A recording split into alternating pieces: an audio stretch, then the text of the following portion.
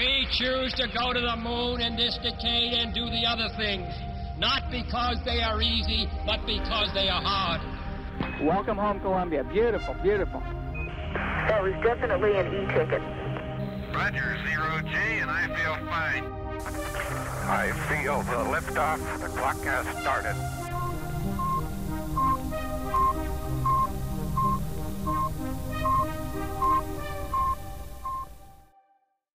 Bonjour à tous et bienvenue dans Touchdown, épisode 2. Et cette fois, je ne serai pas seul.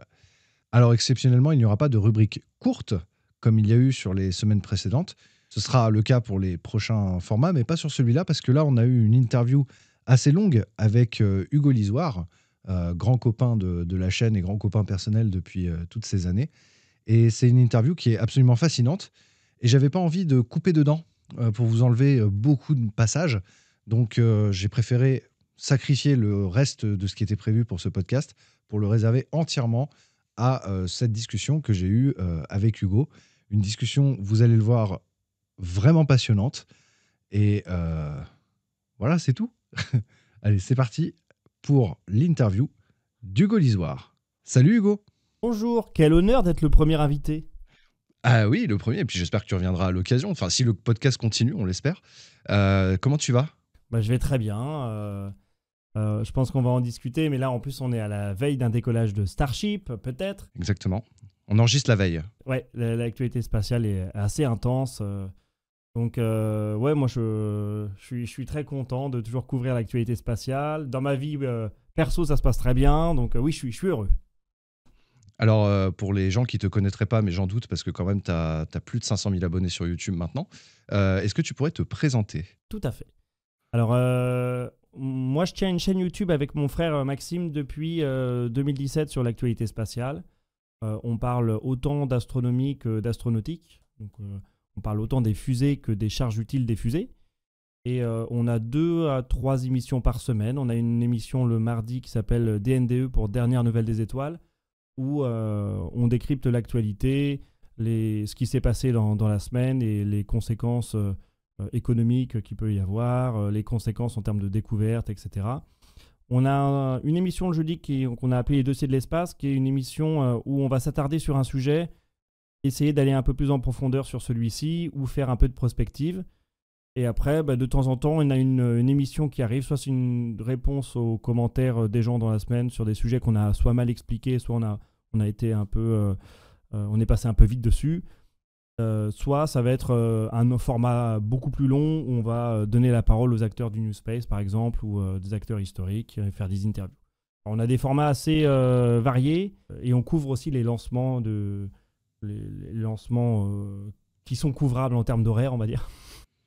Sur la chaîne Twitch, où je fais aussi un peu de jeux vidéo. On en parlera. Alors, tu as lancé ta chaîne en janvier 2017 avec ton frère, Maxime. Ouais. Qu'est-ce qui vous a motivé à lancer cette chaîne ? Parce que c'est vrai que 2017, c'était un peu la deuxième, voire troisième vague du YouTube Game, on va dire. C'était la continuité de la vulgarisation sur Internet. Et du coup, en vrai, il n'y avait pas grand monde dans le spatial.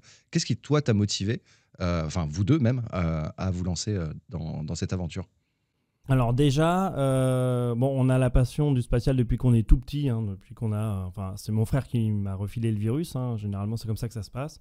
Lui, il regardait tous les décollages de fusées, etc. Puis moi j'ai 4 ans de moins que lui, et je regardais ça aussi, mais je comprenais pas tout, et à force qu'il me partage cette passion, je l'ai eu aussi. Et quand j'ai eu du temps libre, on va dire un petit peu plus tard, quand je revenais, j'ai fait mes études sur Paris, je suis revenu sur Nantes et j'ai trouvé un emploi, au tout début un emploi à mi-temps en tant que maître du jeu dans un escape game. Et j'avais un peu de temps libre à côté et je me suis dit, j'ai envie de lancer une chaîne YouTube, de partager au début ma passion du jeu Star Citizen. On va en reparler. Au début, c'est vraiment en fait une chaîne YouTube qui est faite un peu à l'arrache parce que j'ai pas réfléchi à un nom. C'est mon nom, prénom. C'était vraiment mon compte Google en fait de base, quoi. Et du coup, la chaîne YouTube apporte mon nom et prénom parce que y a rien de réfléchi sur est-ce qu'on va mettre une direction artistique ou un truc comme ça. Non, pas du tout. C'est juste, je me suis dit j'ai envie de traduire les émissions des développeurs de Star Citizen. Je le fais. Et mon frère, il m'a assez vite rejoint dans l'aventure parce que lui, il est bilingue et son travail à l'époque, c'était d'être traducteur de notices de machines agricoles allemandes. C'est très spécifique. Très précis. Et en fait, c'est parce que, pour ceux qui ne savent pas, mon frère vient en Thaïlande et il avait besoin d'un métier qu'il pouvait faire un peu justement partout autour du monde et il travaillait sur Internet en tant que traducteur pour plein d'industries, etc. C'est ce qui lui permettait d'être un peu un nomade numérique, quoi. Et quand je lui ai dit que moi je commençais à faire des traductions sur Star Citizen, il me dit « je peux te filer un coup de main, pour moi c'est ultra facile, je suis bilingue ». Donc il a commencé à m'aider là-dessus. Et au bout d'un moment, vu qu'on travaillait à deux sur la chaîne YouTube, on s'est dit « pourquoi on ne parlerait pas en fait des vraies actualités spatiales aussi ?» Parce que ça pourrait intéresser les gens qui aiment Star Citizen, ils aiment déjà l'espace et on pourrait tenter faire ça parce que c'est quelque chose qu'on faisait déjà entre nous. En fait, on s'envoyait des messages sur Facebook en mode « T'as vu y a tel projet qui va peut-être être financé, il y a tel truc, etc. » Donc, on s'est dit qu'on allait tenter un format, puis c'est comme ça que le premier DNDE est né. C'était genre 4-5 minutes et on a parlé d'actualité. Je me souviens en 2017, vraiment, voilà, on regardait des projets comme la Falcon Heavy ou même la Falcon 9.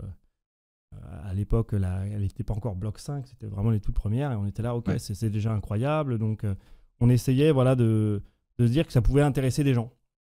C'est comme ça qu'on a créé la chaîne, en fait. C'est pas quelque chose de vraiment réfléchi, puisque elle n'a aucun sens, en fait, cette direction artistique. On parlait autant de Star Citizen que de spatial au début. Ouais, et puis vous, dans les DNDE, si je ne me trompe pas, vous aviez en musique les musiques de Star Citizen. Oui, tout à fait. Tout à fait. Oui, parce que je savais que j'avais le droit de les utiliser. Celle-ci, c'était dans l'accord que, vu que c'est un jeu qui est en participement, enfin, qui est financé par la communauté, en fait, on a la possibilité d'utiliser les musiques du jeu. En plus, je connais un peu le compositeur maintenant et c'est super sympa de pouvoir échanger avec lui. Donc ouais, j'utilisais ces musiques-là qui sont super épiques en fait. Et du coup, ça a aussi orienté un peu le ton de la chaîne parce que du coup, on n'a pas fait de la vulgarisation basée sur l'humour. C'est quelque chose qu'il y avait beaucoup un peu à l'époque. Et la vulgarisation se faisait un peu par l'humour. Et comme nous, on parlait de spatial, on s'est dit, autant faire un peu de vulgarisation, un peu plus documentaire parce que ça marche très bien avec le sujet. C'est quand même... des défis immenses, d'ingénierie, des exploits assez fous. Et on s'est dit, on a des musiques épiques, alors autant y aller à fond, quoi. Puis, en plus, on n'était pas très bon pour l'humour. Donc. Ouais, après, il y avait aussi l'utilisation de Space Engine qui rajoutait... c'est un moteur graphique qui permet de simuler un peu les planètes, etc. Et c'est vrai que vous, ça vous a aussi permis d'ajouter une dimension contemplative à la chose, quoi. Ouais, j'adorais... j'ai quand même un background dans le montage, parce que j'ai fait pas mal de montage en publicité avant sur Paris, et j'ai un master en production audiovisuelle, même si j'ai fait 5 ans d'études qui m'ont pas servi à grand chose, elles m'ont quand même permis d'apprendre le montage, etc. Et j'adorais faire ces pauses musicales où on voyait justement, quand on parlait d'astronomie, différentes planètes avec le lien avec la musique, et c'est quelque chose qu'on a gardé un peu sur la chaîne encore aujourd'hui. Il y a beaucoup de moments où parfois le texte il s'arrête et puis on part en musique, etc. Mais un peu comme tu fais toi aussi, au final, je trouve qu'il y a un très bel accompagnement en montage, en narration sur ta chaîne. Et on se dit souvent avec Max, Stardust quand même, il gère en montage. C'est gentil, c'est gentil. Toi, tu as vraiment un truc, ça fait très documentaire. Ça marche vraiment bien.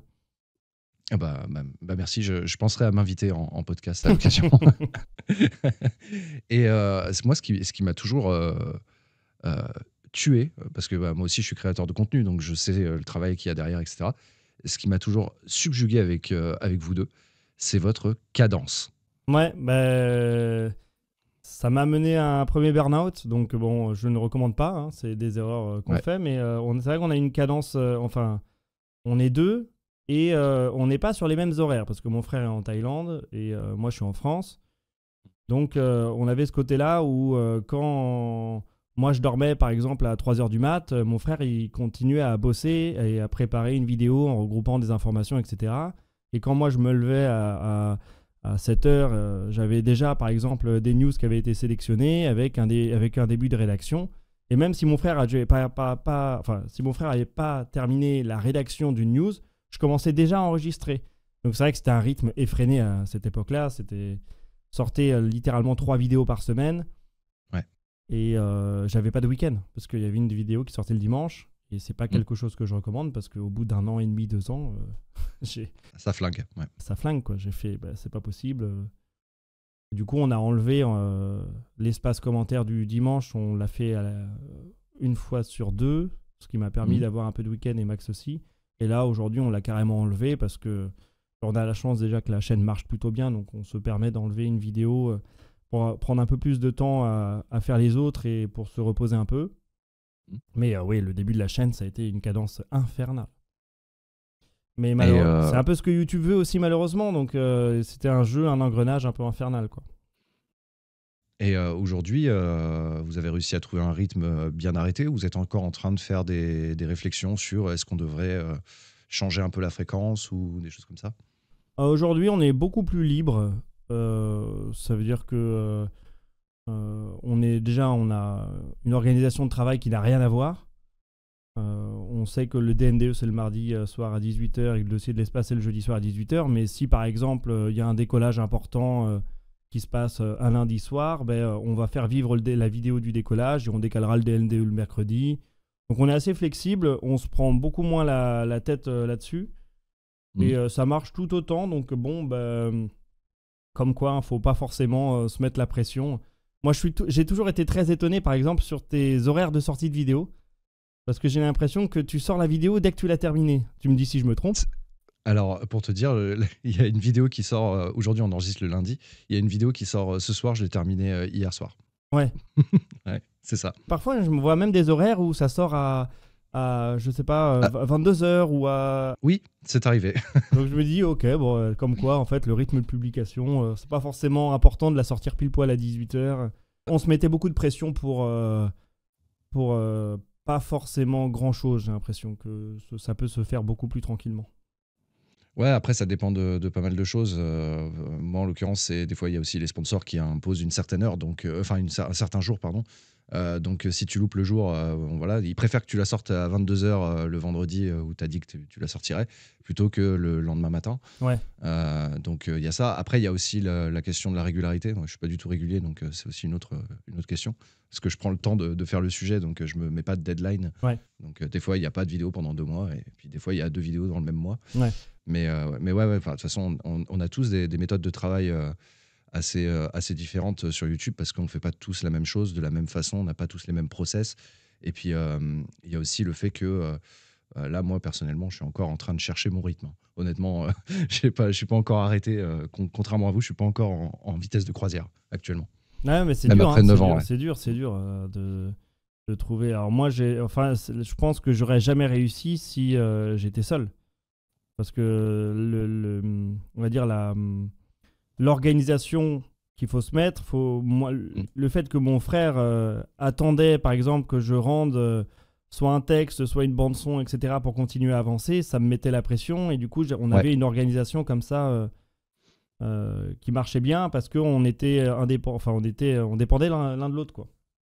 Ouais, mais complètement. J'ai plein de potes qui ont du mal à être productifs sur YouTube, justement parce qu'ils ont personne, enfin, ils sont vraiment tout seuls et ils ont du mal à se motiver, à se donner des deadlines, à avoir une certaine pression, entre guillemets. Et c'est vrai que c'est un peu dommage. Et en parlant de ça, justement, est-ce que vous avez prévu de déléguer à d'autres personnes, à agrandir l'équipe, peut-être? Alors, on a une 3e personne qui travaille avec nous qui s'appelle, son pseudo, c'est Vras. Et cette personne gère les mails, les collaborations commerciales, la relation avec les sponsors ou les mails avec la comptabilité, etc. Tout ce qui est un peu partie aussi administrative parce que c'est quelque chose qui prend de plus en plus de place et de temps au fur et à mesure que la chaîne grandit et je suis pas du tout un expert là-dedans, moi, et je voulais pas faire de bêtises. Donc on a quelqu'un qui travaille avec nous, mais qui est pas engagé dans notre société, qui travaille en freelance pour d'autres créateurs aussi.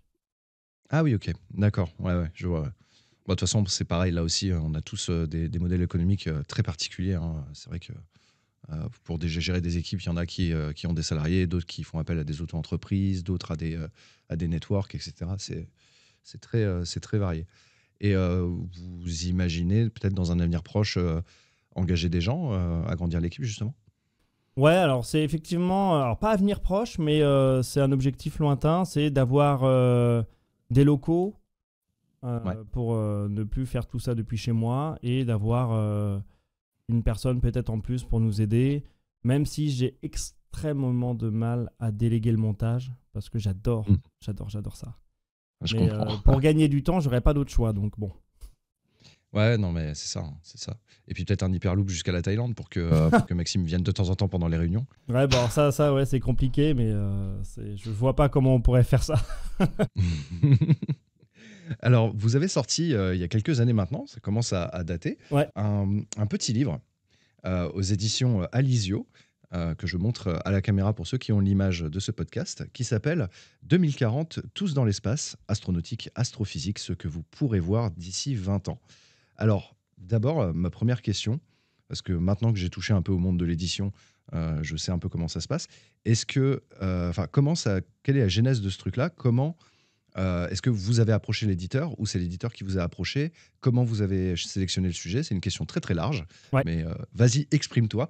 Comment est né ce bouquin? Alors c'est simple, on avait une petite idée justement de faire ce livre en se disant ok, on touche du monde sur YouTube, mais je pense que ça pourrait intéresser aussi un autre public si on écrivait un livre sur le tournant un peu de l'époque spatiale qu'on vivait.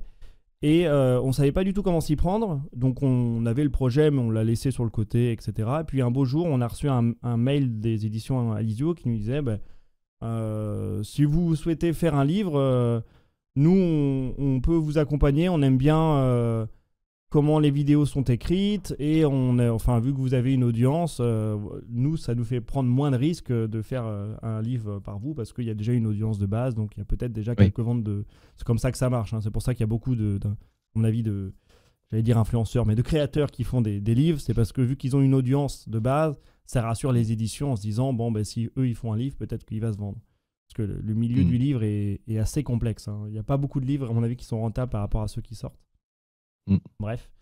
Donc ouais, on a sauté sur l'occasion, on s'est dit cool, nous qui voulions faire un livre, on a la possibilité de le faire, donc on les a rencontrés, c'était des personnes très très cool, et elles nous ont demandé si on avait des idées. On a dit ouais, on aimerait bien faire un livre justement sur comment on peut prévoir ce qui va arriver dans les 20-30 prochaines années en fonction des tendances qu'on a actuellement, parce que la chance des programmes spatiaux, c'est que ce sont des programmes qui s'étalent sur des dizaines d'années.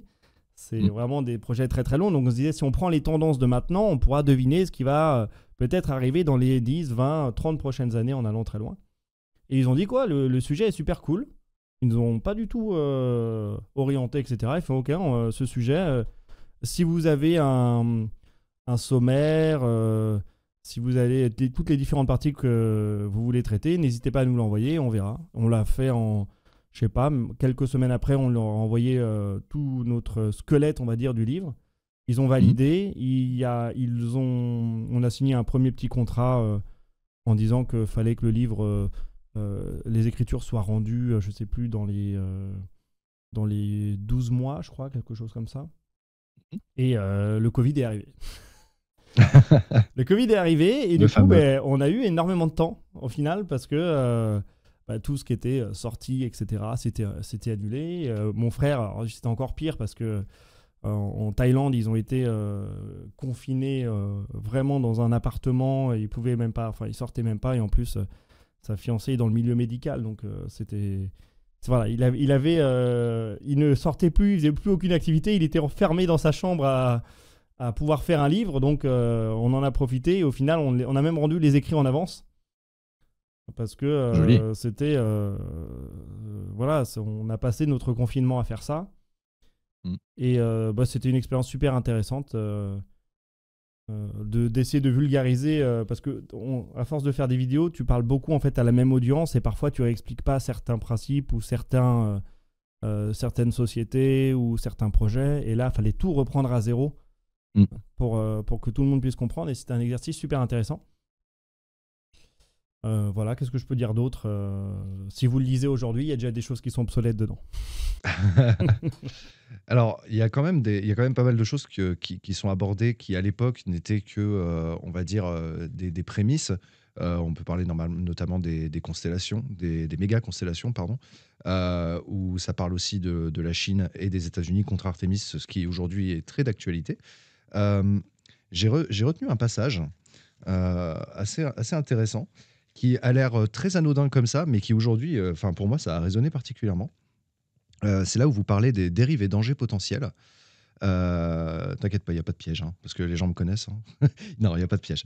Ça dit, d'une certaine façon, nous avons déjà tous plus ou moins accepté de céder cette liberté aux États et à leurs satellites espions. Tu parlais de la fuite de données par satellite. D'ici quelques années ou décennies, il faudra probablement aussi la céder à des entreprises privées.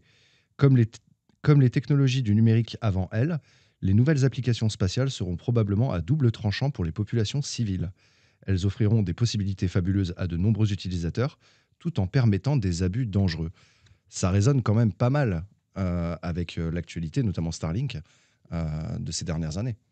Exactement. Donc, au final... et Starlink, c'est que la face visible. Hein. Il y a énormément de sociétés qui font ce qu'on appelle du Big Earth Data, donc qui utilisent des données satellitaires à des fins commerciales ou même à des fins un peu grises, genre de l'observation de mines de cobalt, du nombre de camions qui sortent de ces mines de cobalt pour essayer de deviner le prix de la matière première, comment il va évoluer dans les prochains mois. Enfin, il y a une utilisation des données orbitales qui est de plus en plus intense par des entreprises privées. Et en plus, il y a effectivement, comme tu le dis, des méga constellations qui commencent à arriver et à s'imposer. Et on a une utilisation de l'orbite basse commerciale qui prend une accélération forte là. Hein. C'est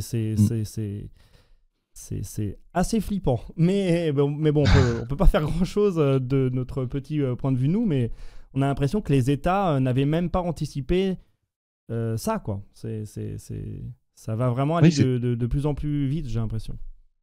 Ouais, non, mais c'est là que ton livre résonne vachement. C'est que, tu vois, quand tu dis il y a des prédictions qu'on a foirées, etc., c'est pas tout à fait vrai parce qu'en fait, au final, quand on y réfléchit, ce livre résume un peu ce qu'est l'humain, en fait. L'humain qui va avoir tendance à vouloir, dès qu'il a une technologie, l'utiliser pour avoir soit plus de contrôle, soit plus d'argent, soit etc. Et cet aspect un peu méchant de James Bond, mais qui en fait se matérialise aujourd'hui avec certaines méga constellations qui peuvent avoir une influence directe sur la géopolitique ou sur des conflits. Ouais. Ou sur des catastrophes naturelles, etc., qui décident de fournir l'Internet à une population, etc. Donc, en fait, au final, votre livre, c'est pas tellement pour savoir si est-ce qu'en 2028, on sera sur la Lune, ou si ce sera en 2029 ou 2030, mais plus, quelle est la tendance, quelle est la tendance qu'a l'humanité à se projeter dans l'espace en utilisant les nouvelles technologies développées pour soit avoir plus de pouvoir, soit essayer plus d'exploration, c'est ce qu'on espère, enfin ce que j'espère en tout cas, soit tout simplement essayer de capitaliser de l'argent, quoi, tout simplement. Ouais. Tout à fait. Donc... C'est ce qu'on voulait en fait voir avec Max. On se disait, si on dit par exemple, vous verrez en 2040 on ira sur Mars, c'est sûr. C'est sûr que là on allait se planter, tu vois. Par contre, analyser les tendances faibles, donc voir qu'il y avait des projets de constellation, voir qu'il y avait des sociétés qui voulaient justement faire du Big Earth Data, etc. On se disait, ok, si on extrapole ces petites tendances faibles, on essaie de faire l'image qu'il y aurait en 2030 de toutes ces sociétés qui vont essayer de trouver une utilisation commerciale de l'espace. Ce qui est intéressant aussi, c'est que j'ai remarqué qu'il n'y a pas beaucoup de passages d'opinion dans le sens parti pris, ouais. Pour dire ceci est bien ou ceci est mal. C'est volontaire, vous êtes restreint ou c'est naturellement pour vous, il faut que ce soit comme ça ou... Ouais, c'est volontaire, c'est le ton qu'on a sur la chaîne YouTube aussi. On essaie de pas trop mettre d'opinion et de juste de dire les faits. Par exemple, si la constellation chinoise va lancer autant de satellites, on dit ok, les Chinois prévoient de faire ça, et on dit pas si c'est bien ou c'est pas bien, parce que on laisse ce jugement aux spectateurs, parce que Déjà, avec Maxime, on rappelle, on est ce qu'on appelle des amateurs éclairés, c'est-à-dire que notre avis, je sais pas, on n'a pas fait d'études dans le spatial, on n'est pas journaliste, on est juste des gens qui font des vidéos dans leur chambre, et du coup, on n'estime pas qu'on a un avis, une opinion qui est importante ou qui aurait une certaine valeur. Par contre, notre valeur, c'est d'être capable de regrouper un certain nombre d'informations et de le transmettre et de vulgariser à des gens. C'est comme ça qu'on voit la chose et c'est comme ça qu'on a fait aussi le livre. Après, je pense que tout avis vaut le coup et que tu sois expert ou non, ça peut être intéressant d'avoir l'avis de quelqu'un sur quelque chose. Enfin, je veux dire, ça ouvre le débat et puis... c'est pas une question forcément, je veux pas dire par là imposer son opinion parce que c'est pas le but. Enfin, moi je trouve que imposer son opinion c'est la pire des choses, mais en la considérant comme vérité absolue et que faut pas la remettre en question, ça c'est plus le tenant complotiste de la chose, mais plus dire moi si vous voulez mon avis, tadada. Oui, exactement. C'est ce qui se passe en live. C'est ce qui se passe en live, c'est-à-dire que si vous me croisez sur un live et que vous me demandez un avis sur quelque chose, je réponds. Parce qu'il n'y a aucun souci. Pareil, Maxime, si vous lui posez une question, je pense en DNDE Live, il va vous donner son opinion. Après, sur des formats où c'est écrit, c'est un peu plus dur. Déjà parce que Maxime et moi, parfois, on n'a pas la même opinion. Et si Maxime, en ce moment, donc lui, il fait toute la partie rédactionnelle. Donc, s'il écrit quelque chose et que c'est moi qui l'enregistre à la voix... il faut qu'il soit sûr qu'on partage la même opinion. Donc, déjà rien que c'est pour ça aussi que sur les vidéos YouTube, vu qu'elles sont un peu plus longues en ce moment parce que justement on fait un peu plus d'analyse, on va dire profonde des sujets et parfois il y a un peu plus d'opinion, mais ça reste quand même assez léger pour ne pas pour garder vraiment juste les faits d'actualité le plus neutre possible. Voilà, c'est vraiment, c'était vraiment un choix sur la chaîne YouTube et sur le livre aussi. Après, la neutralité, personnellement, je ne crois pas trop dans la neutralité. Il y a toujours dans nos écrits une part de... Oui, bien sûr. Qui est plus ou moins, volontaire, plus ou moins... Rien que dans le choix des sujets. Le choix des sujets fait que tu mets plus en avant quelque chose. Par exemple, nous... je sais que par rapport à nos collègues américains, on parle beaucoup du programme spatial chinois. Oui. Et moi, je tiens justement à ce qu'on parle d'actualité spatiale au niveau mondial, parce que je trouve ça bizarre d'éluder toute une partie du monde, alors que je sais qu'aux États-Unis, il y a peu de youtubeurs qui, en actualité spatiale, parlent de ce qui se passe en Chine, parce que je pense que là-bas, culturellement, ça reste la puissance... montante qui fait un peu peur aux États-Unis, donc autant ne pas parler des Chinois, ça leur fait de la pub, quoi. Pourtant, à l'inverse, ça serait plutôt faire de la veille et se dire, regardez, on garde notre ennemi près de nous, même si, ennemi, c'est un grand mot. Mais... C'est un grand mot. Ennemi idéologique, on va dire. Idéologique, ouais.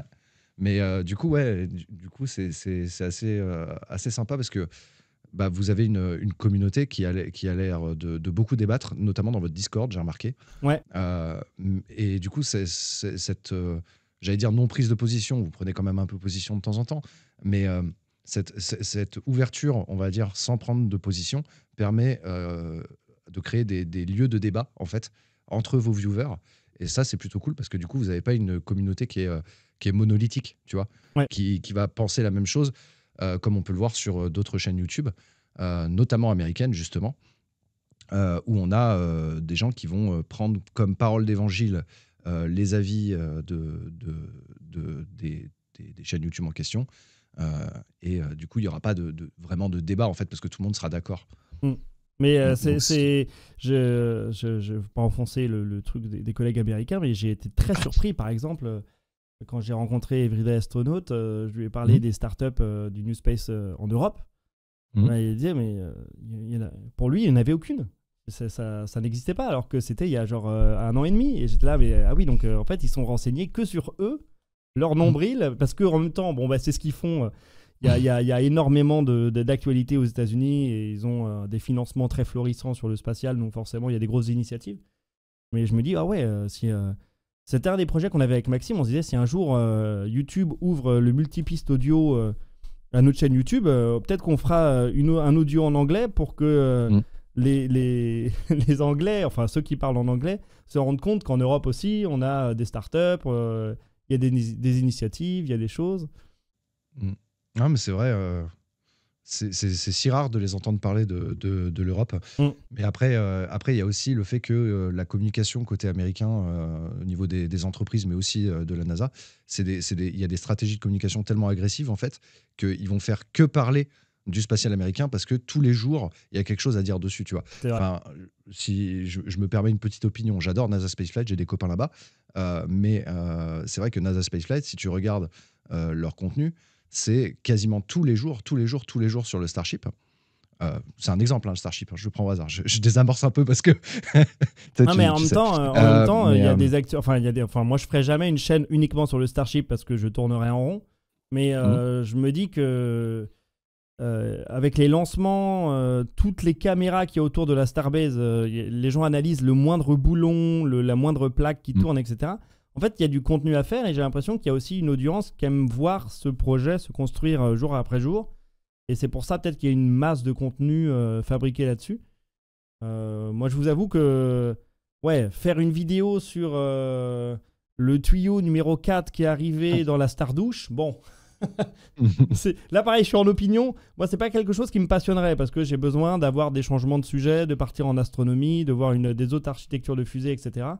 Et puis j'avoue que je prends un pied particulier à faire des vidéos sur des entreprises qui ont pour but de challenger justement l'architecture du Starship.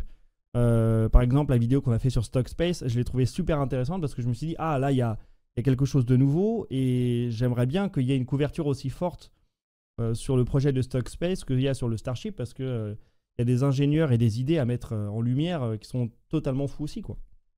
Et du coup, pour rester dans ce milieu de la communication sur YouTube autour du spatial, tu ne trouves pas, on est toujours dans l'opinion, est-ce que toi aussi, tu n'as pas l'impression que y a toutes les vidéos, tout le contenu qui est généré quotidiennement autour du Starship contribue à invisibiliser d'autres projets, par exemple, je ne sais pas, Mars Sample Return ou d'autres projets de sondes ou d'exploration ou de start-up, justement. Est-ce que tu ne penses pas que, justement, cette avalanche de contenu sur le Starship invisibilise le reste des projets spatiaux en général? C'est une bonne question. Est-ce qu'on aurait plus parlé de Mars Sample Return s'il n'y avait pas le Starship?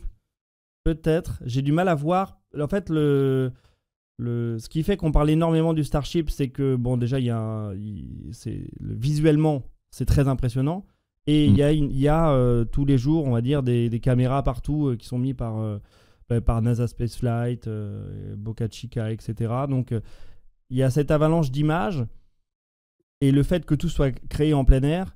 Tandis que sur un Mars Sample Return, en fait, si le projet est absolument fou, déjà, il va avoir lieu dans plusieurs années. Donc, je pense que c'est moins palpable pour les gens.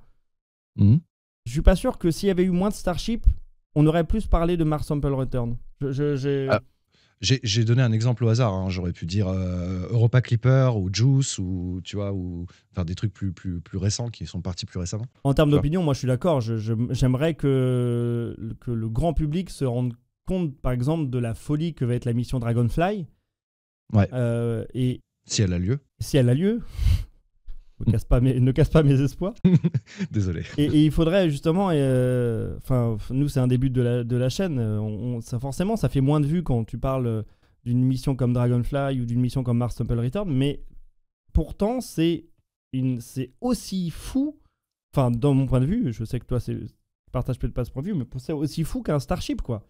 C'est une épreuve d'ingénierie et c'est même encore plus, certainement, genre Dragonfly, c'est encore plus dingue que le Starship à mettre en place, je pense, en termes d'ingénierie. Et ouais, je te comprends là-dessus, il y a beaucoup moins de couverture médiatique. Et parce que c'est moins concret, peut-être. Le jour où Dragonfly va décoller, bon, il y aura toutes les chaînes YouTube qui vont faire la vidéo du décollage, des vidéos sur comment Dragonfly va arriver dans l'atmosphère de Titan, etc. Et on en reparlera juste au moment de l'arrivée.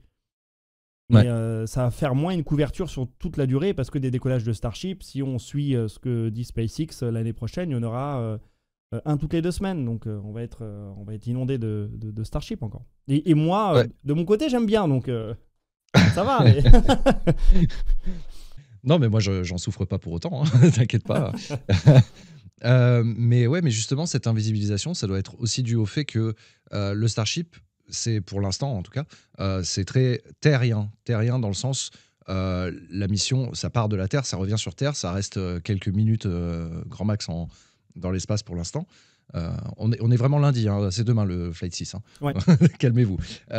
Et en fait, si tu compares par exemple à une mission comme Philae, qui est techniquement 1000 fois plus impressionnante de mon avis, Oui, c'est vrai que c'est assez fou. Philae, voilà, il n'y avait pas de GoPro dessus, il n'y avait pas de liaison en direct parce que la vitesse de la lumière est ce qu'elle est, et puis parce qu'il faut restreindre les datas qui sont envoyées parce que voilà, c'est des petits paquets. Les images sont en 1024 par 1024 pixels. Voilà, c'est pas aussi impressionnant qu'un Starship, et peut-être que ça aussi, ça contribue à. Moi, voilà, on reste dans l'opinion encore une fois. Hein. Tu peux totalement être pas d'accord avec moi. Au contraire, ça me fera plaisir. Tu vois, ce que j'ai remarqué, c'est qu'il y a comme une sorte de perte de mémoire, on va dire. Il y a de plus en plus ce nouveau récit qui s'installe en mode dans le spatial, il s'est rien passé jusqu'à l'arrivée de SpaceX dans les années 2000. Genre vraiment, la NASA, elle faisait rien et elle restait sur ses petits petons. Et il ne se passait rien du tout dans le spatial pendant toutes les années 2000 jusqu'à ce que le New Space arrive. Et j'ai l'impression que c'est une sorte de roman national, de nouveau récit qui se met en place. Et c'est peut-être justement dû au fait que l'imagerie d'un Philae n'est pas aussi impressionnante qu'un Star Hopper, même juste un Star Hopper tout simple, qui nous fait un petit saut de puce au-dessus du Texas. Quoi. Ouais. Oui, clairement, l'image joue énormément. Je me souviens que j'avais été impressionné par les audiences de la Falcon Heavy, même avant le Star Hopper. Là, le Falcon Heavy, le premier décollage, le nombre de gens qui regardaient ça, j'étais là, mais ah ouais, c'est impressionnant. Et même pour l'anecdote, moi j'avais des potes commerciaux chez Ariane Group et Ariane Espace, enfin chez Ariane Espace plutôt. Et ce qui est un boulot difficile. Ce qui est un des boulots difficiles, j'imagine, en ce moment, commercial chez Ariane Espace. Le lendemain du décollage de la Falcon Heavy, mon pote avait un rendez-vous client, justement, et son client lui a parlé que de la Falcon Heavy. Parce que la couverture médiatique était absolument folle. Et je pense qu'il y a eu, enfin, du côté européen, et ça a beaucoup sous-estimé, justement, cette couverture médiatique, ce qui est en train d'être un peu corrigé. Et oui, ça participe à cette opinion, on va dire, dans le grand public que depuis l'arrivée de SpaceX, il y a un nouvel ère du spatial, il y a plein de nouvelles vidéos de lancement, on a des nouvelles technologies, on a l'impression qu'il y a des fusées qui retombent, etc. Alors que c'était des technologies déjà recherchées bien avant, mais qui n'ont pas abouti à cette maturité-là, je pense. Je te coupe, je rigole parce que justement, dans exactement 4 heures, ma vidéo sort sur le DCX, sur le Delta Clipper. Voilà, le Delta Clipper, bien sûr. Il y avait des très belles vidéos, mais bon, t'as dû galérer, c'est en 360p, c'est un peu compliqué, mais... mais pour l'époque, c'est super impressionnant. Ouais, c'était impressionnant. Et donc oui, il y avait déjà cette technologie-là, mais il n'y avait pas la couverture et les réseaux sociaux, il n'y avait pas toute la caisse de résonance d'Internet, en fait, pour mettre ça aux yeux du monde, quoi. Et là, je pense que, bon, déjà, il y a une com ultra agressive de la part de SpaceX qui fait que, regardez, depuis qu'on est là, tout va changer. On annonce Mars en 2028, on annonce des trucs de fou. Alors, bon, pour ceux qui connaissent, on va dire, le spatial, bon, on sait que c'est des vœux un peu pieux, c'est des visions très long terme qui vont pas se réaliser sur ces dates-là. Mais pour le grand public, je pense que ça résonne en mode « Ah ouais, c'est bon, là, on accélère, il y a des technologies qui ont été trouvées. » Ça, c'est ultra intéressant. Et du coup, ça invisibilise. Oui, je comprends un peu ce que tu veux dire. Ça invisibilise. Oula, j'arrive pas à parler. Invisibilise. Un peu le reste du spatial qui, eux, n'ont pas eu la même caisse de résonance à l'arrivée d'Internet. Par exemple, effectivement, quand Persévérance est arrivé sur Mars, c'était absolument fou. Mais la suite de Persévérance, donc les découvertes, les images postées tous les jours par Persévérance, n'a pas plus de caisse de résonance que Curiosity, j'ai l'impression. Oui, il y a vraiment maintenant une baisse claire. Et je remarque aussi, parce que je suis la chaîne du Jet Propulsion Laboratory, abonnez-vous à cette chaîne YouTube du JPL, c'est génial. Ils font des lives de temps en temps où ils allument la caméra dans la salle blanche quand ils construisent des trucs. Genre Europa Clipper était streamé quasiment en permanence pendant que les mecs travaillaient sur la salle, tu vois, la salle blanche sur je la savais sonde. pas. Je savais pas. Et bah t'as quoi, t'as 50 personnes sur le live. Oui, bah oui. Alors que tu vois des gens qui travaillent sur une sonde qui va littéralement partir vers Jupiter, quoi. C'est une dinguerie. Et à côté de ça, tu vas sur un live Starbase 24/24 et tu ne vois rien, c'est complètement dézoomé, t'as juste des camions qui passent et tu as des centaines de personnes qui sont dessus. Ouais. Et tu vois, c'est là que je me dis, est-ce que ça ne mènerait pas à l'avenir, puisque bah, tu as écrit un bouquin sur l'avenir, tu es médium, donc je te demande, est-ce que ça ne mènerait pas dans l'avenir au fait que, vu que le public finance beaucoup le spatial, y compris le spatial privé, est-ce que ça redéfinirait pas l'avenir du spatial comme il faut que ça soit du spectacle? Il faut qu'il y ait une part de spectacle, il faut qu'il y ait une part de rêve. Et là où des missions, on va dire, scientifiques longues, qui prennent du temps à arriver à telle planète pour faire des survols, pour faire des machins et des assistances gravitationnelles, ça, c'est pas vendeur. C'est moins cher, mais c'est pas vendeur. Est-ce que, du coup, à l'avenir, ça nous ferait pas un shift où le spatial habité et le spatial réutilisable seraient beaucoup plus financés par les pouvoirs publics, parce que après tout, c'est eux qui balancent le plus de fric dans toute cette histoire, au détriment, du coup, de missions spatiales scientifiques qui, elles, avant, ne rapportaient pas d'argent et maintenant, presque ne rapportent plus de visibilité, en fait. C'est intéressant et je me dis que le spatial serait assez fou de faire ça, étant donné que le grand public est capable de se lasser très très vite. On l'a vu avec Apollo. Je pense que aujourd'hui, les lancements de Falcon 9, ils sont beaucoup moins regardés qu'il y a quelques années. Il commence à y avoir une lassitude du reposer sur les barges, sur les Falcon 9. Je pense qu'il doit commencer à y avoir ça du côté du grand public. Et le Starship, dans 10 ans, s'ils y arrivent vraiment à rattraper par les tours, on fera c'est un décollage classique, quoi. Et je pense que peut-être que l'industrie spatiale serait un peu folle de se dire non, mais le grand public, regardez, c'est toujours, ils veulent ça. Je pense que les humains sont assez prévisibles, ils vont se lasser, je pense. Mais par contre, les missions habitées auront toujours cette aura assez fou, parce que même les missions habitées sur la Station spatiale internationale, il y avait toujours quand même un suivi assez important. Donc je pense que les missions habitées, si on va sur la Lune pour y faire une base semi-permanente ou qu'on part sur Mars plus tard, ça sera une caisse de résonance assez fou. Mais technologiquement, rattraper une fusée ou refaire atterrir une fusée, à un moment donné, ça va lasser les gens et ça, ce ne sera pas le plus impressionnant. Donc je pense que ce n'est pas un argument pour les entreprises privées ou les agences gouvernementales de se dire « Ok, on shift nos programmes, on fait des trucs ultra spectaculaires où la fusée va faire 3 saltos pour que les gens regardent que nous et nous financent parce que ce serait très court-termiste, quoi. Enfin, je vois ça comme ça. Et tu penses pas qu'il y a une part de ça quand même au niveau stratégique dans la com de SpaceX? Je pose des vraies questions. Ah oui, si, ils ont des caméras, ils ont plus de caméras qu'il n'en faut. Je pense qu'ils ont, pour les ingénieurs, il y a assez de données, etc. Mais ils rajoutent des caméras juste pour faire joli et pour faire de la com de fou. Hein. Donc eux, ils savent que le grand public va leur permettre d'avoir le soutien des politiques. Et donc, va leur permettre de financer, parce qu'effectivement, il y a beaucoup d'argent public qui finance SpaceX ou tout type d'entreprise privée.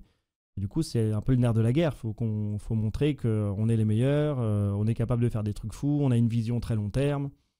Et donc, on blinde d'informations, d'images. Et c'est quelque chose que SpaceX fait très bien. On a beau dire... moi, Musk m'énerve énormément. Mais je trouve que Musk, certes, il fait des déclarations totalement folles, mais il suffit aussi d'écouter parfois Gwyneth Shotwell, qui est la présidente de SpaceX. Elle aussi, parfois, elle dit non, mais le Starship vers Mars, il n'y a aucun souci, ça arrive dans quelques années. Et là, tu fais ah ouais, donc vraiment, c'est dans l'entreprise, en fait, faut toujours parler de cette vision très long terme. Et c'est ce qui fait qu'à mon avis, ils amassent aussi des financements parce que le grand public, en tout cas aux États-Unis, est totalement dingue de SpaceX. Hein. Il y a des milliers de personnes qui se déplacent à chaque fois qu'il y a un lancement de Starship. C'est très visible, quoi. T'as dit un mot intéressant, t'as dit le mot vision. Ouais. Je pense qu'on l'avait déjà dit avant, mais bon, là ça m'a marqué particulièrement. Parce que vision, en fait, maintenant, on a plus ou moins deux applications de ce terme je trouve. Une dans le grand public, la vision, c'est quel est pour toi ce sujet.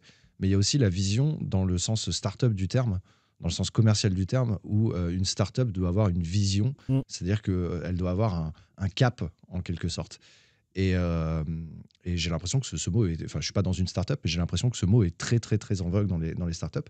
Mais pour en revenir au terme vision plus grand public, pour toi, c'est quoi ta vision du spatial? Quelle est pour toi la chose importante dans le spatial? Est-ce que c'est plutôt l'exploration habitée, c'est plutôt l'exploration robotique, c'est la découverte scientifique, ou c'est plutôt les évolutions techniques, technologiques? Qu'est-ce que tu... Imaginons, tu avais toutes les clés du spatial mondial, la Starfleet de Star Trek, la Fédération des planètes. Quelle serait, toi, ta vision du spatial? Je pense que ce que j'aimerais bien et qui débloquerait pas mal de choses dans le spatial sans trop impacter notre vie sur Terre, c'est tout ce qui est fabrication orbitale. C'est-à-dire, au lieu de faire 12 000 lancements depuis le sol pour avoir, je sais pas, des centaines de tonnes de charges utiles à tel endroit, si on pouvait fabriquer directement dans l'espace et se contenter de juste envoyer des matières premières depuis le sol avec des fusées plus simples ou des systèmes de lancement où on développe juste un second étage, j'y viendrai peut-être après, eh bien on pourrait fabriquer des choses en orbite, en fabrication orbitale, ce qui économise énormément parce que, je te l'apprends pas, mais 80 ou 90% de la puissance d'une fusée est utilisée à quitter le sol de la Terre, hein, parce que c'est le puits gravitationnel qui nous retient, qui est ultra chiant en fait à quitter. Mais une fois qu'on est dans l'espace, c'est beaucoup plus simple. Et donc, si on construit directement dans l'espace, on enlève un coût énorme et on enlève des contraintes énormes. Et donc ça, dans l'avenir, si un jour on arrive à faire des usines un peu orbitales, ce serait trop bien parce qu'on aurait la capacité de construire, par exemple, plein de vaisseaux pour aller vers la Lune beaucoup plus facilement, de s'étendre, on va dire, dans l'espace, et on n'impacterait pas tant que ça, on va dire, la Terre. C'est une vision que j'aime bien. Après, est-ce qu'elle est réaliste? J'en sais rien du tout. Je pense que y avait un des projets que j'aimais beaucoup, mais bon, à mon avis, c'est une arlésienne et ce sera jamais viable. C'était Spin Launch, parce qu'ils avaient une catapulte orbitale qui justement ne lançait, on va dire, qu'un second étage. Parce que toute l'accélération se faisait dans une catapulte. Et on posait la question avec Maxime, mais quel genre de charge utile ils vont pouvoir envoyer avec ça? Parce que rien ne résiste en termes d'électronique. Oui. Ah oui. Et du coup, c'est là où je me disais, mais ça se trouve, ils pensent en fait à la fabrication orbitale et ils enverraient via Spin Launch, via cette catapulte, uniquement des blocs de matières premières qui récupéreraient en haut pour de la construction. Comme ça, les blocs de matières premières, donc si vous envoyez par exemple juste du plastique ou de l'eau, etc., ben, c'est pas quelque chose qui va craindre à l'accélération avec la catapulte, mais que vous pouvez récupérer en haut pour construire après. Mais bon, malheureusement, je pense que c'est pas ça qu'ils vont faire et ils vont faire autre chose et ça se trouve jamais financé.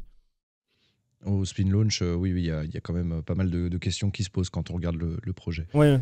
C'est assez marrant cette histoire d'industrie en fait dans l'espace, parce que c'est aussi la vision de Jeff Bezos. Ouais. Jeff Bezos, sa vision, c'est on délocalise toute l'industrie de sur Terre. Bon là, c'est très légèrement différent, mais ça reste l'industrie délocalisée dans l'espace pour éviter de polluer la Terre et pouvoir poursuivre notre alors, on appelle ça l'expansion de l'humanité. Moi, je m'inscris pas là-dedans, mais voilà, il le vend comme ça. La colonisation des étoiles passe par les industries délocalisées dans l'espace pour dépolluer, entre guillemets, les industries terrestres. Il y a une énergie incroyable, l'énergie solaire. On a de la chance d'avoir une planète, on va dire, qui est assez proche du Soleil, hein, parce que par exemple, on serait sur une des lunes de Jupiter, Saturne, Jupiter.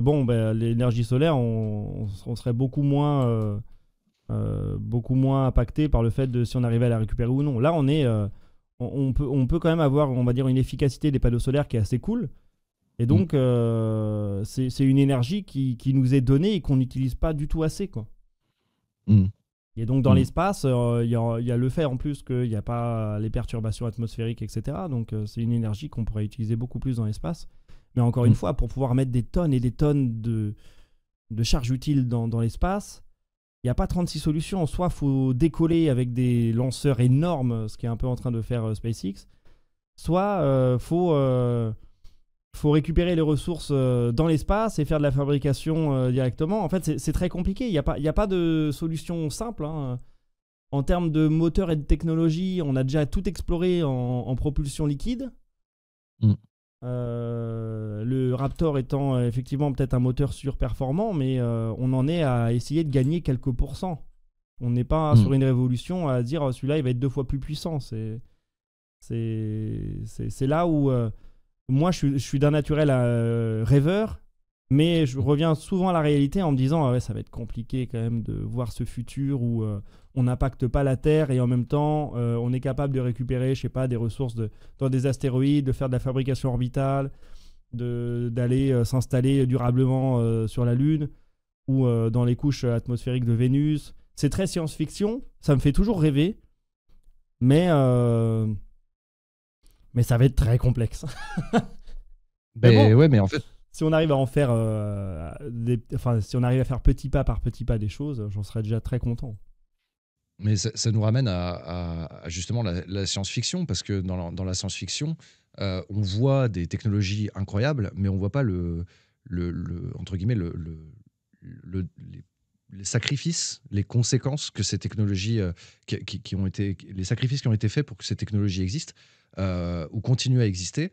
Et là, ça nous ramène à un pan que j'essaye de travailler en ce moment pour peut-être une prochaine vidéo, c'est l'éthique du spatial. Est-ce que un projet avec une vision, avec un truc long-termiste et vraiment un cap défini, comme peut l'être au hasard le Starship, mais d'autres choses, tout projet, est-ce que est-ce que la fin justifie les moyens forcément?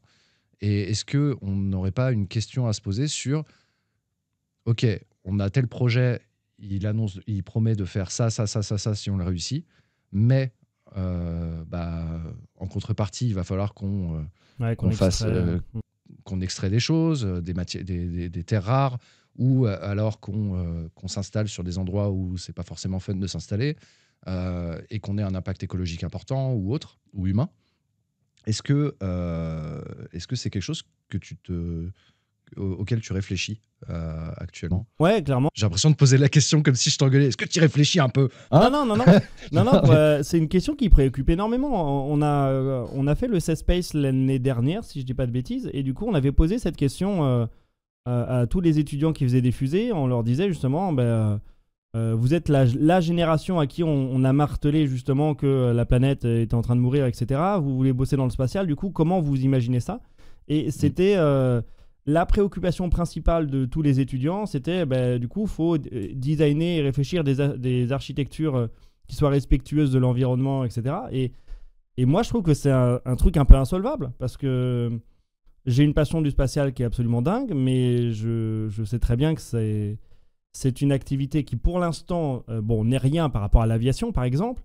Mais dans cette vision long terme, ça va devenir de plus en plus important. Si le Starship doit décoller 1000 fois par an, par exemple, ça va devenir aussi problématique que l'aviation au bout d'un moment. Et donc, oui, c'est quelque chose que c'est factuel, quoi. Il n'y a pas à tergiverser. Moi, j'en ai conscience. On en parle avec Maxime. On essaie de faire des dossiers un peu justement sur l'impact environnemental, etc. J'ai pas de solution et je sais pas. Enfin, je sais pas comment on pourrait régler ça, mis à part de soit effectivement faire un pari, genre en mode la technologie va nous sauver, donc il faut aller dans ce sens-là. On va extraire des matières rares, on va détruire quelques environnements, mais au bout, on aura une solution qui va nous permettre d'être indépendants de la Terre et d'avoir des ressources autre part. Ou alors, on dit, on limite tout, on va pas aller explorer ailleurs pour essayer de sauver notre Terre. J'ai l'impression qu'il n'y a pas d'entre-deux, tu vois. Il y a pas de...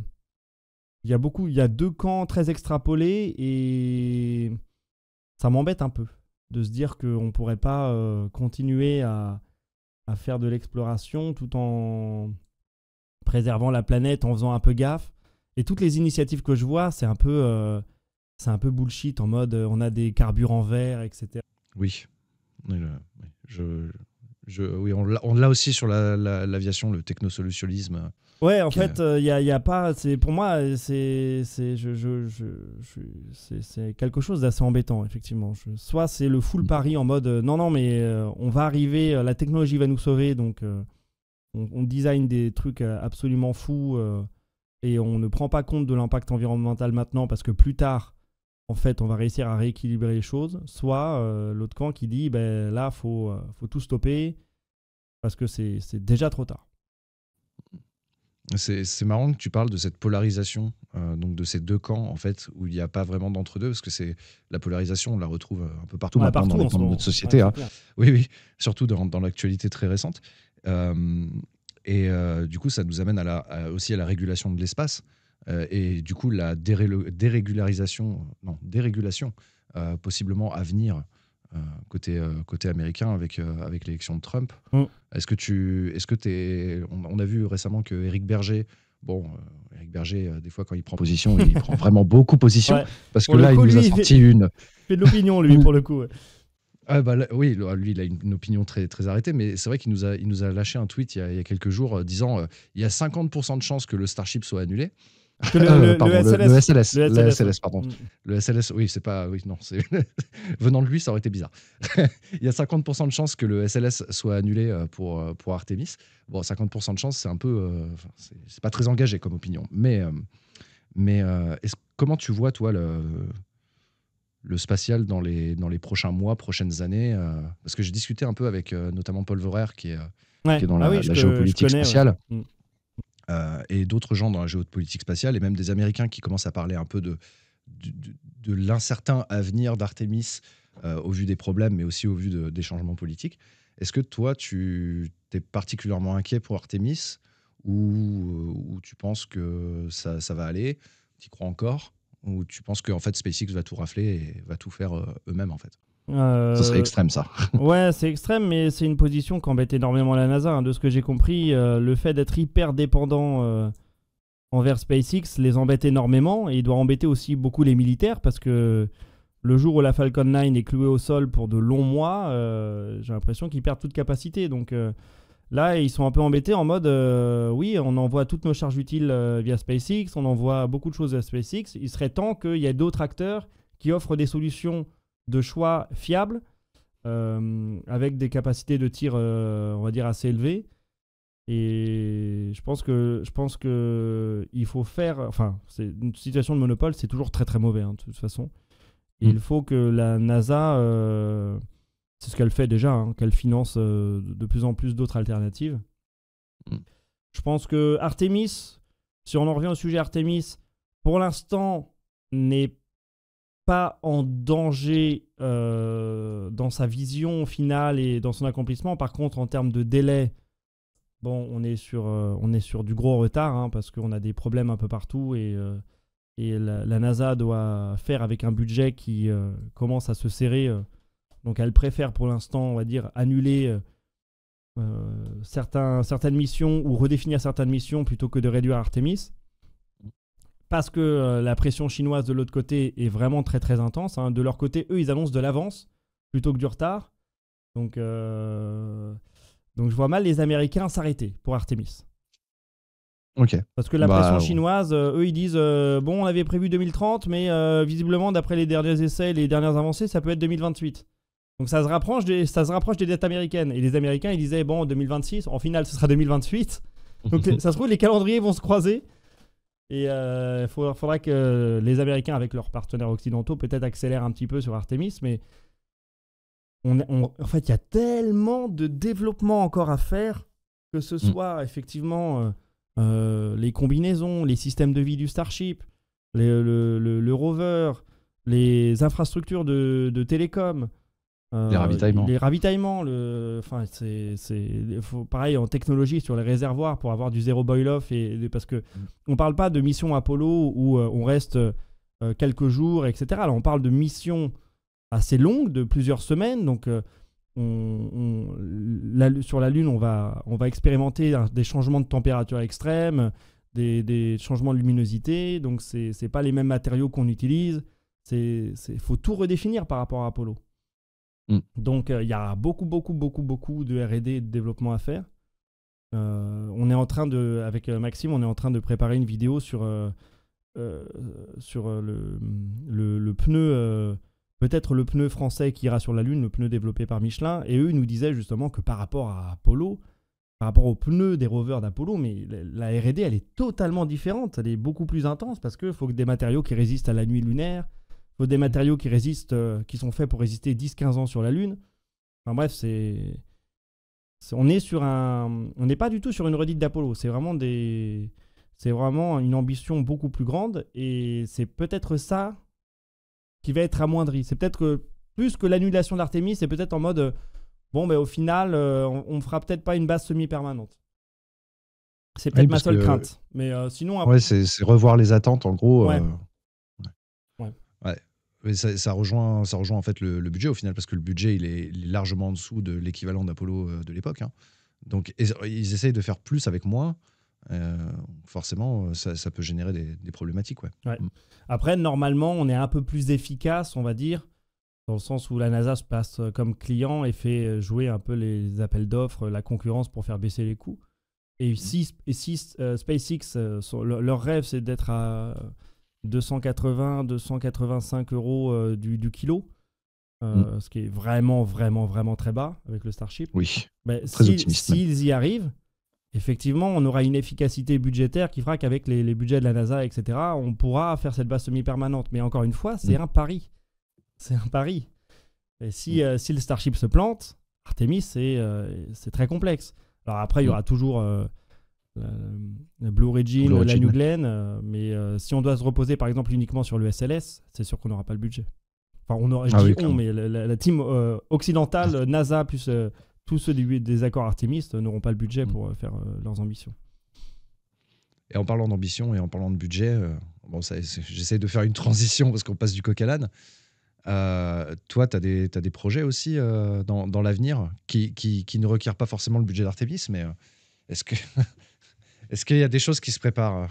Oui, on a annoncé il n'y a pas longtemps au The Event qu'on développait un jeu vidéo avec ma sœur qui est dans le milieu du jeu vidéo depuis 20 ans, qui a beaucoup d'expérience dans le jeu vidéo. On s'est dit ce serait trop intéressant de faire un petit jeu vidéo spatial. Donc c'est petite ambition, très petite équipe, très petit budget, mais vu que c'est une passion que j'ai depuis tout petit aussi avec l'espace, c'était un de mes rêves d'essayer de faire un petit jeu vidéo. Donc on verra bien si on arrive à le faire.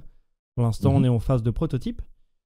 D'accord. Et ce sera un jeu vidéo spatial. Je vous en dis pas plus parce que ça peut encore changer et j'ai pas envie de dévoiler une vision qui changera certainement. Parce que pareil, le développement de jeux vidéo, c'est comme le spatial, ça change tout le temps. C'est vrai. Donc ce sera pas une histoire de citoyen des étoiles? Non, ce sera pas ça. Non.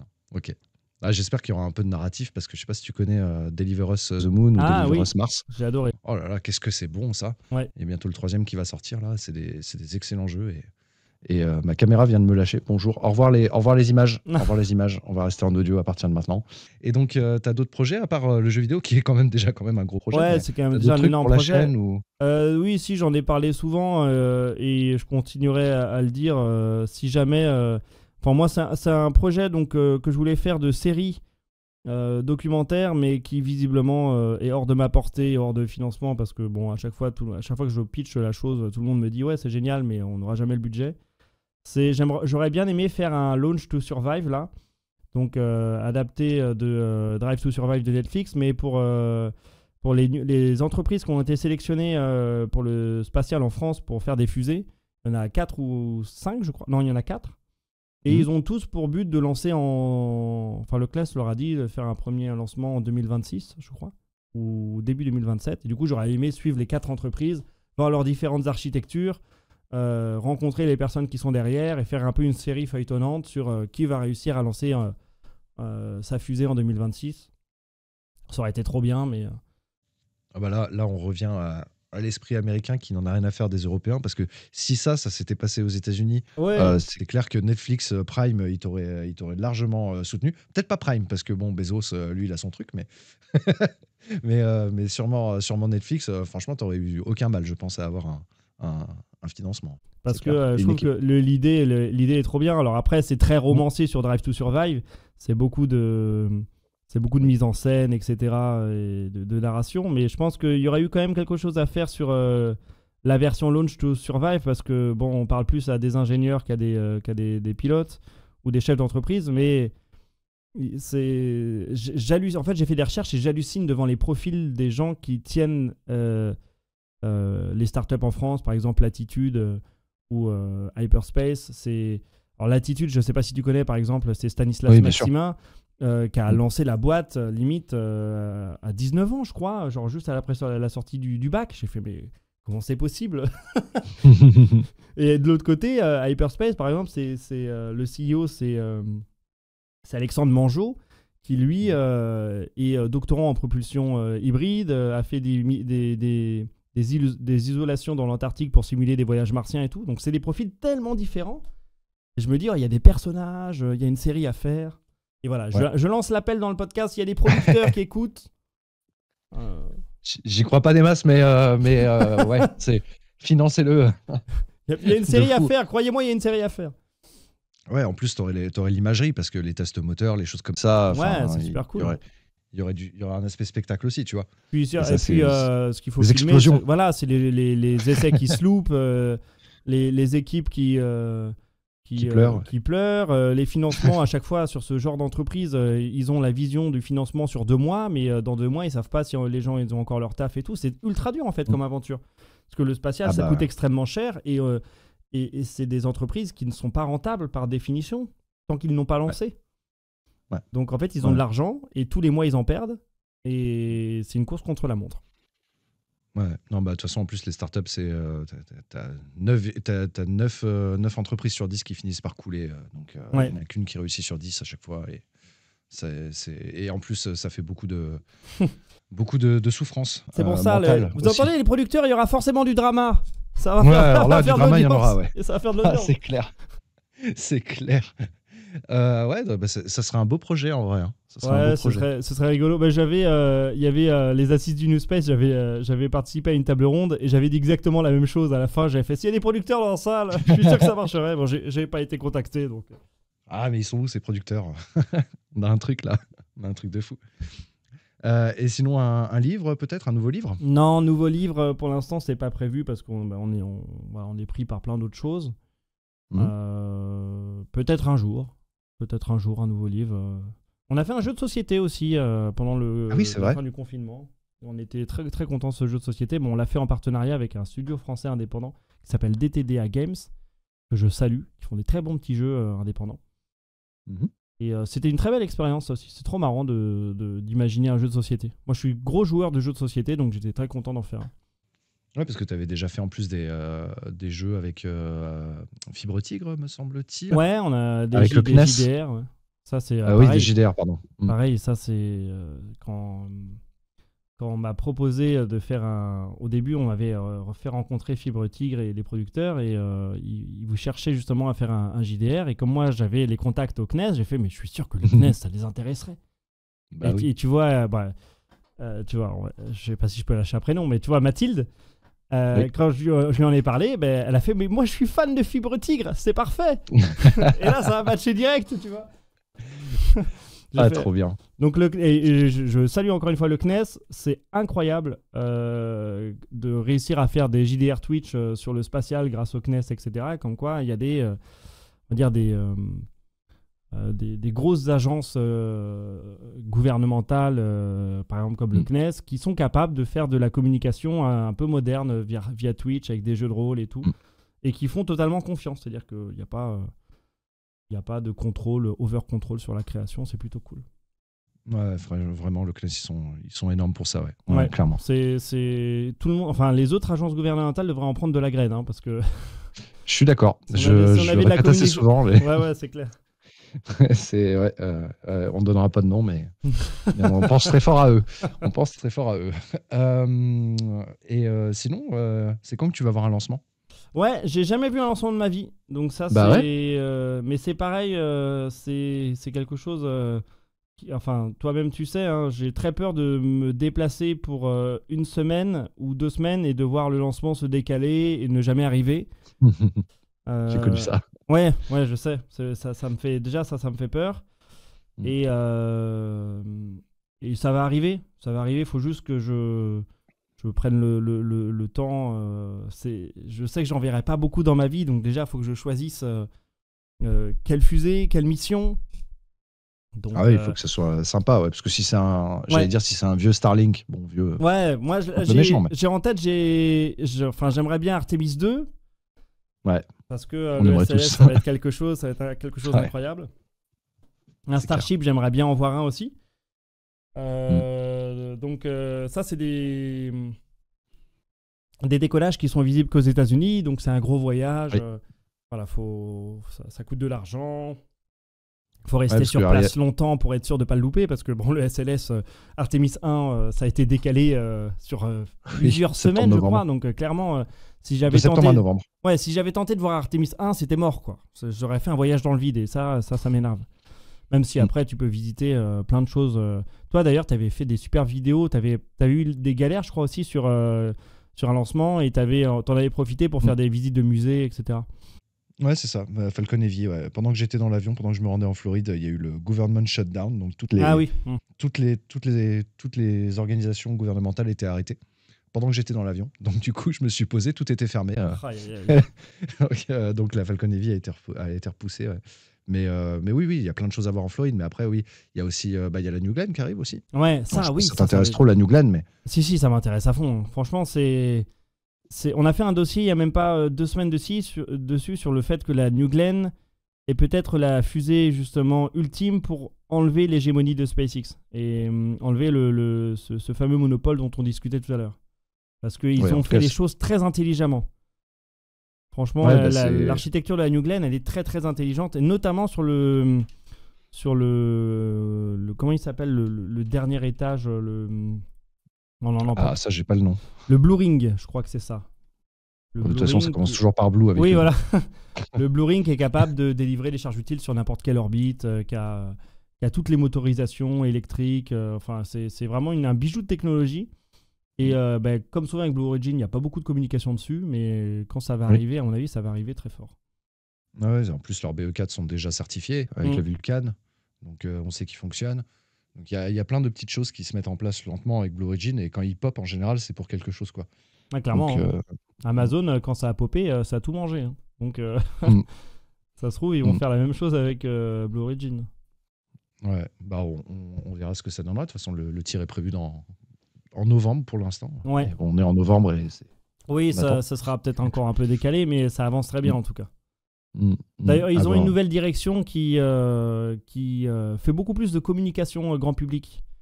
Oui, je trouve aussi. Ouais. Il y a le patron, par exemple, qui est nouveau, hein, je crois. Il y a un nouveau patron depuis 2-3 mois, qui a un compte X maintenant et qui publie des images, qui communique un petit peu. Donc j'étais là, ça y est, ça sent que Blue Origin est mature, ils sont prêts à communiquer au grand public à fond. Donc j'ai hâte de voir. Ouais. Non, mais je pense que ça va être féroce quand ils vont... Enfin, férocitaire, comme ils diraient même. Quand ils vont popper. Et Stockspace, hein. Franchement, Stockspace, et c'est des anciens de Blue Origin, justement, qui ont quitté Blue Origin parce que Blue Origin n'avançait pas assez vite et qui ont, à mon avis, piqué quelques brevets parce qu'il va y avoir peut-être des petits problèmes judiciaires parce que l'architecture de Blue Origin, du projet Jarvis, donc du second étage entièrement réutilisable, est exactement la même que celle de Stockspace, donc on sent que c'est des gens qui ont été un peu énervés du fait que Blue Origin n'avançait pas assez vite, ils se sont dit bon, on va faire notre propre truc. Ça va faire comme Kik avec Twitch, quoi. Ouais, voilà. Copier-coller du code. Mais en tout cas, Stockspace c'est super cool à voir. Eux, ils communiquent énormément sur tous leurs tests. C'est construit aussi en plein air, un peu à la SpaceX. Donc, si vous adorez le projet Starship, intéressez-vous aussi énormément à Stockspace. C'est pareil. Ils ont un patron en plus un peu moins bête. Voilà. Ah, bon. C'est toi qui le dis, c'est pas moi. Hein. Ah non, C'est pas moi qui. Je pense Eh, que... Les commentaires, hein, c'est pour Hugo, c'est pas pour moi cette fois, hein, s'il vous plaît. Hein.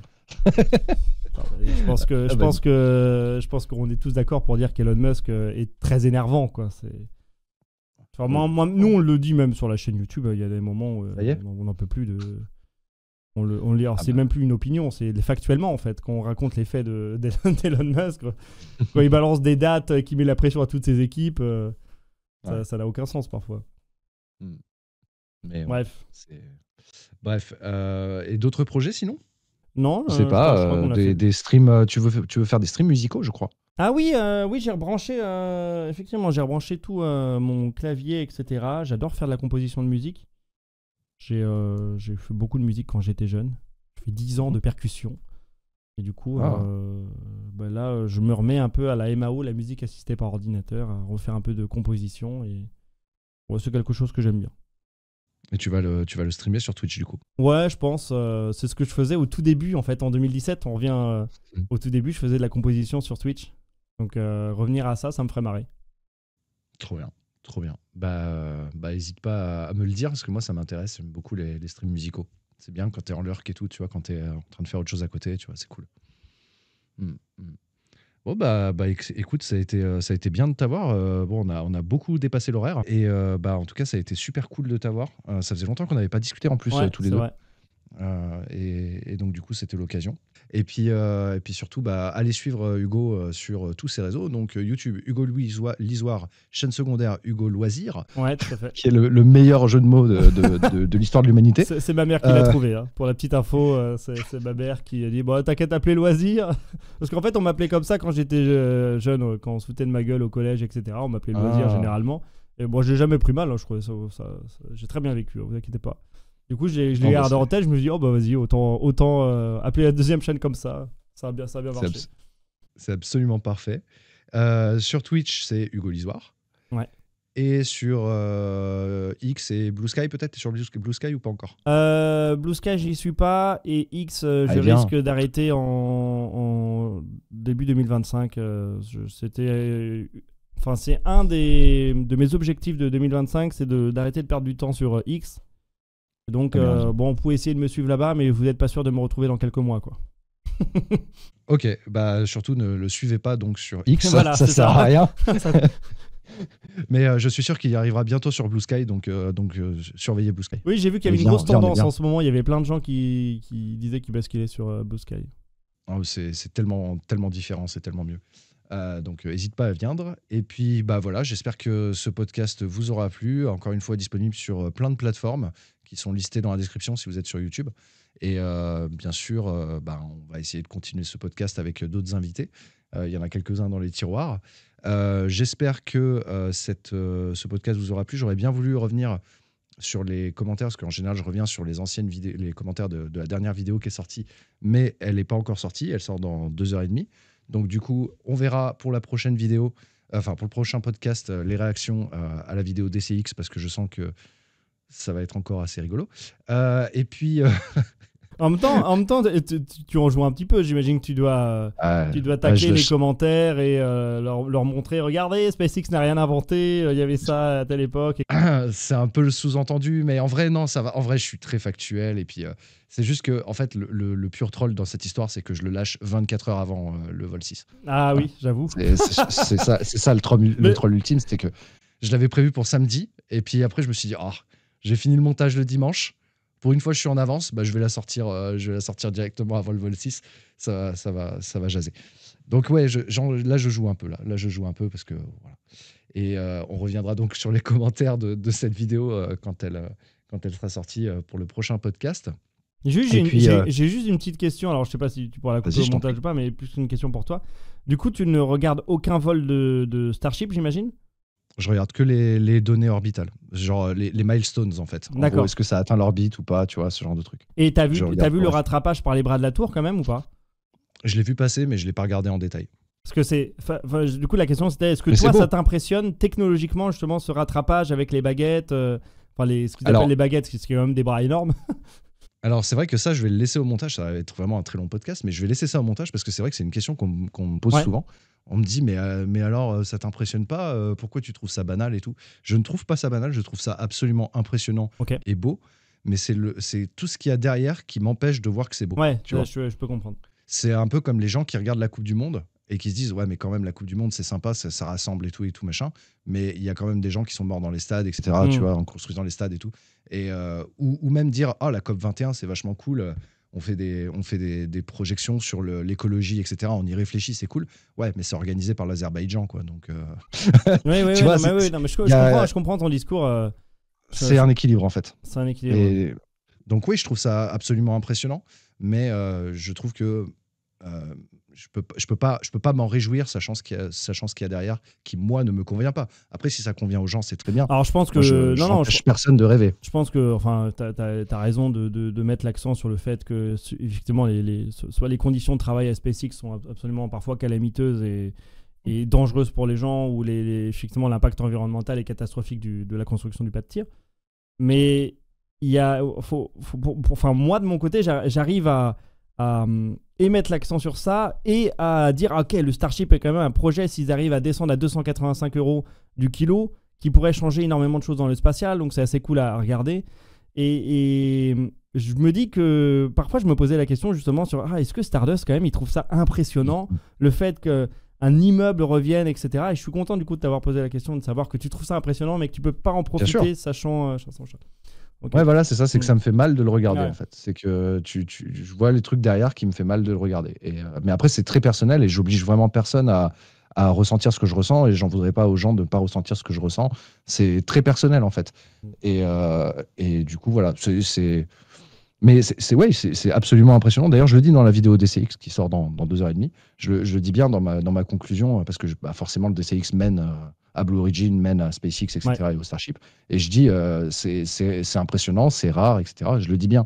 Mais c'est vrai que voilà, je ne regarde pas, parce que je ne couvre pas, et j'essaie d'en parler le moins possible, parce que c'est vraiment quelque chose qui me... C'est pas mon spatial, ça fait mal à mon spatial. T'es plus les missions d'exploration, etc. Ouais, la robotique, les explorations lointaines, les accomplissements un peu... les découvertes, quoi. Les découvertes, mais au-delà de l'exploration habitée. Bon, t'attends à fond Dragonfly aussi, du coup. J'y crois plus à Dragonfly. Oh là là, il me brise mon rêve à chaque fois. Non, mais toi, t'es team optimiste. Moi, je suis team pessimiste. Oui. C'est dans notre ADN, si tu veux. Donc, pour moi, Mars Sample Returns, c'est mort. Dragonfly, c'est mort. L'émission vers Phobos, c'est mort. L'émission vers Vénus qui se prépare, c'est mort. Moi, je te dis, c'est mort tout ça. Moi, j'y crois pas du tout. Ah, par contre, si ça arrive, je vais être trop content. Ok. Ouais. Ça, tu vois, c'est aussi ça qui fait que, en fait, je me hype pas. Parce que comme ça, je suis jamais déçu, tu vois. Bah, moi, j'ai une résistance à la déception qui est forte. C'est pour ça que j'ai le droit de me hyper, je pense. Parce que, tu vois, quand je suis très déçu, genre sur Star Citizen, ça m'arrive assez souvent d'avoir des annonces et après d'être déçu, tu vois. Oh merde. Et du coup, en fait, je sais pas, 1 ou 2 jours après, je suis totalement passé à autre chose et c'est pas trop grave. Et j'avoue que ça me convient parce que j'aime beaucoup rêver, etc. Et je sais que il y a des gens qui me le disent, mais Hugo, tu t'en rends pas compte, ce jeu sortira jamais, ou ce vaisseau ne décollera jamais de la Terre, ou ce projet ne sera jamais financé. Mais c'est pas grave, j'aime bien. On est tous différents. Oui, bah c'est ce qui fait la pluralité de nos chaînes YouTube, la complémentarité de nos chaînes YouTube. Donc c'est toujours cool. En tout cas, bah ouais, vraiment, merci d'avoir été avec moi pendant cette quasiment 1h30. C'est incroyable. Et ouais, je vais peut-être le découper en 2, je sais pas encore comment je vais faire, mais on verra bien. Et puis, bah, bien sûr, on se retrouve pour le prochain podcast, sûrement la semaine prochaine, histoire de débriefer la vidéo sur le DCX. Et si vous l'avez pas vu, je vous conseille aussi, avant de voir la vidéo DCX, de voir l'enquête que j'ai faite sur Artemis, vidéo d'1 heure, où on revient sur toutes les dingueries qui se sont passées autour de ce programme. Les dingueries négatives. Ah là là, c'est à charge, oh mon Dieu. Mais vous inquiétez pas, je parle de SpaceX que pendant 12% de la vidéo. Donc... il a les pourcentages précis. J'ai été obligé. Et j'ai cité Elon Musk qu'une seule fois, et c'était dans une citation. Donc voilà. C'est open bar, allez-y, c'est ouvert. Et donc, ouais, on reviendra sur la vidéo DCX la semaine prochaine. Merci à vous d'avoir suivi jusqu'au bout. Et puis bonne nuit à ceux qui sont en train de dormir devant le podcast. Et merci encore Hugo, et à très vite. Merci à toi, au revoir. Voilà, c'était le second épisode de podcast, un épisode un peu particulier, un peu long évidemment. Merci encore à Hugo Lisoire, ça a été une discussion absolument passionnante. Ça se voit que ça faisait un moment qu'on n'avait pas parlé tous les deux.